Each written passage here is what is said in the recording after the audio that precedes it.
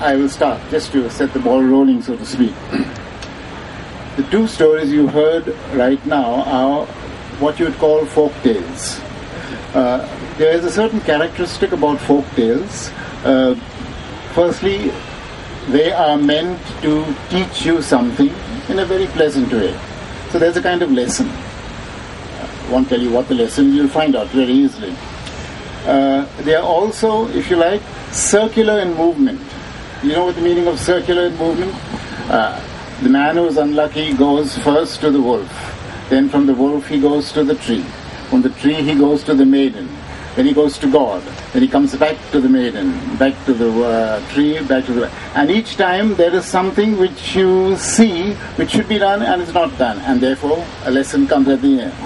So the same thing with regard to the Chinese story. Good luck, bad luck, who knows. Modern stories are not like this. What's the difference that you want to say? These are folk tales. You've heard there are a lot of folk tales, and from your own treasury of memory, and you know. So, what's the difference between this and a modern story? If you read any of the short stories in the magazine, you'll notice they are different. Any suggestions?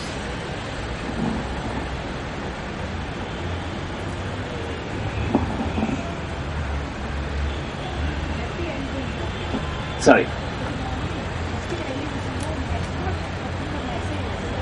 So the lady says here, the modern stories have a happy ending, and there's no message as such. Okay? Sometimes they have sad endings. Sometimes they have surprising endings. Come on, think about it. All of you have read stories, certainly. Or if you haven't read stories, because people don't read these days, you watch them on TV, right? You watch stories on TV. Huh. You're more realistic. In what way?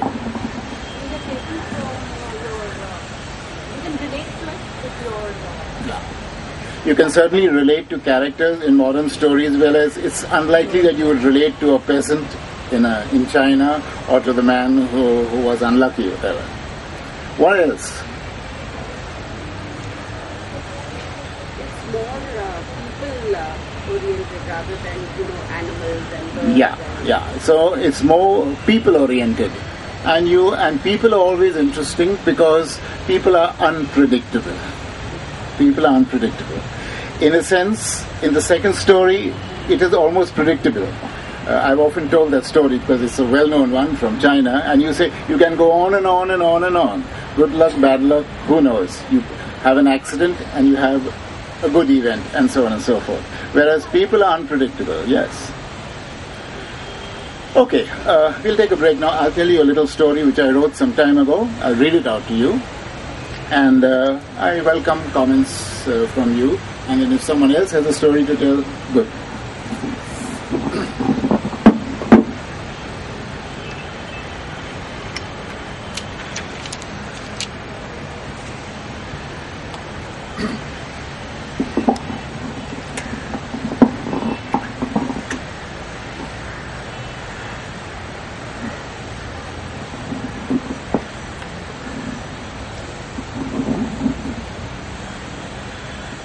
The title of my story is Lucy in the Sky with Diamonds.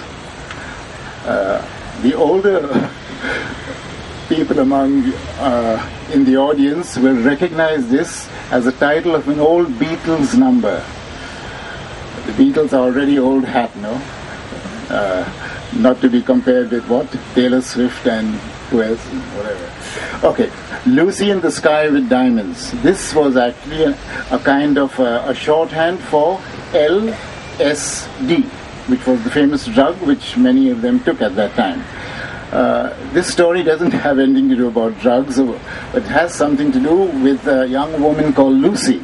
And I narrate it because it evokes a time, it harks back to a time, to the past, which is never quite as beautiful as we think it is. That's why I chose this as the title of my story. In part, the story is autobiographical, but only in part. Chrissy sent me some photos the other day with a note in her spidery scrawl. Since you're the family archivist, I thought I'd dump these on you. No sense in letting the children tear them up. They were awful photos, most of them, black and white and faded to sepia. Dad had just bought his Kodak Brownie, and this was the summer he used us as practice. There they were, the old house in Girgaon, Uncle Sandy's place in Gorai, blurred landscapes and faces, a whole lot of them, especially of Chrissy and me. Little Christine in a pram, young Michael pushing, Mickey on a swing, and Chrissy on the ground crying, silly sop. Mickey and Chris hiding around Mummy's skirts, Daddy holding Mummy, waves in the background. Daddy holding his hockey stick, cups in the background.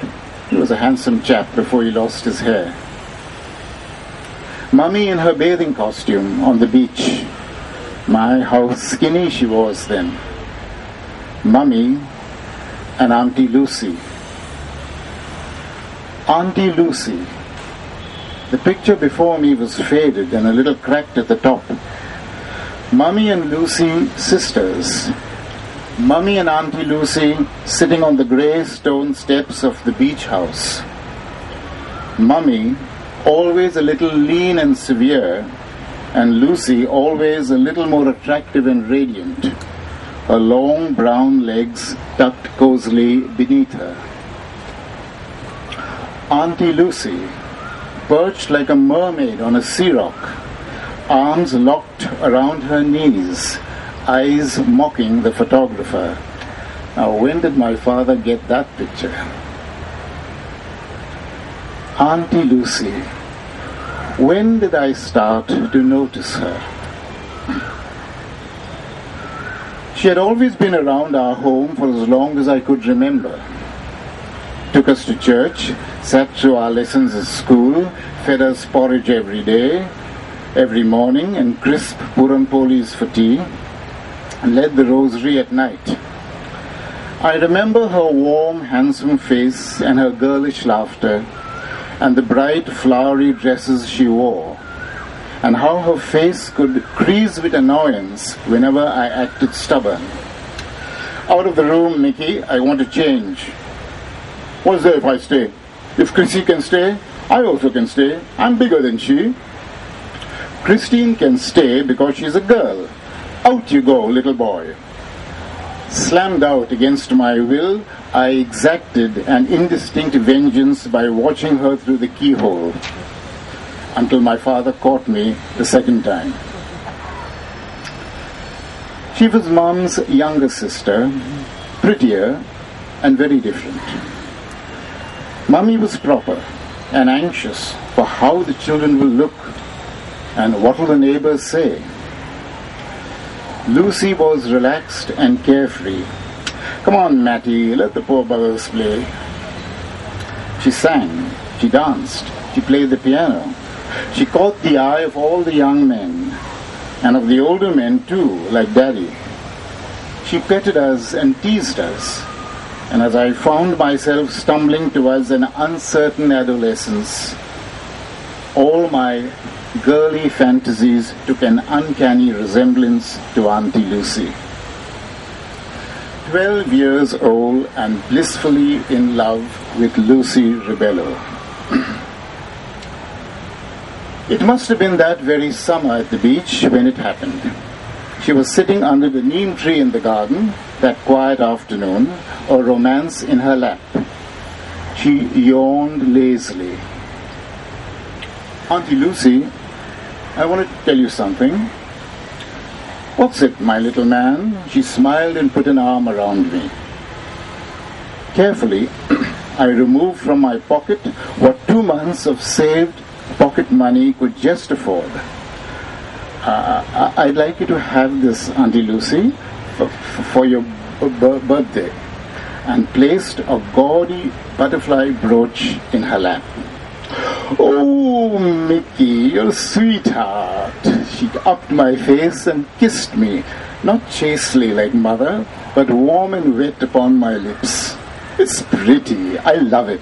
It matches my new blouse. You're a wonderful little man." And she kissed me again. I was radiant. "I love you, Auntie Lucy," I murmured.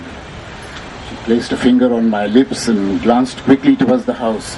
"Shh, not so loud," she twinkled. "Otherwise, Mummy here." "So what if Mummy hears?" I cried defiantly. Oh, for young lions and mermaids on a sea rock. Well, that was 30 years ago. I'm older now and a lot more complicated. I've had my share of loving and losing, and yet some women make you wish you never had to grow up. Another thing, it's bloody curious how things pan out in the end, don't they? The dumbest guys in school end up as head honchos, and the prettiest girls on the block turn fat and frumpy with tongues like vipers. Who could have imagined a happier, lovelier spirit than Lucy Rebello 30 years ago? And who could ever have guessed what marriage to a drunken slob would have made of her down the years? I can never see her today without my heart wanting to break. I posted a note to Christine yesterday. "What on earth did you send me all those wilted snapshots for? What am I going to do with them? You should have burnt them all yourself," which is what I plan to do. At 42, some memories are best left in the ashes.